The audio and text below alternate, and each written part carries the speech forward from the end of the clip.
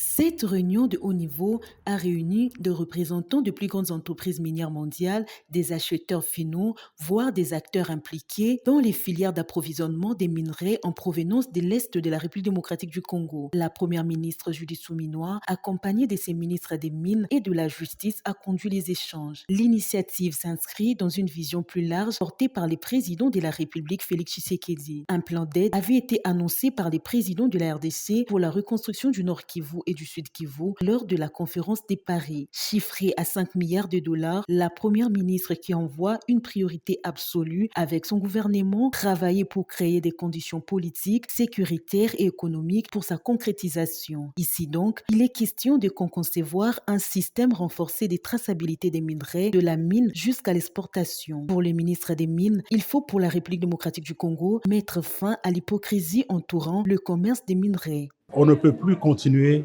cette forme d'hypocrisie, de voir un pays voisin qui monte en puissance en exportation des minerais qu'il n'a pas dans son sous-sol, minerais qui se retrouvent venant de chez nous. Il a été entendu par toutes les parties prenantes qu'il est temps d'arrêter cette hypocrisie-là, de reconnaître que c'est finalement cette hypocrisie-là qui nous a coûté aujourd'hui des millions de morts. Ça, c'est une chose. Une deuxième chose qui a été bien entendue, c'est que l'effort de traçabilité, de transparence, nous devons conjuguer tous nos efforts ensemble pour y arriver.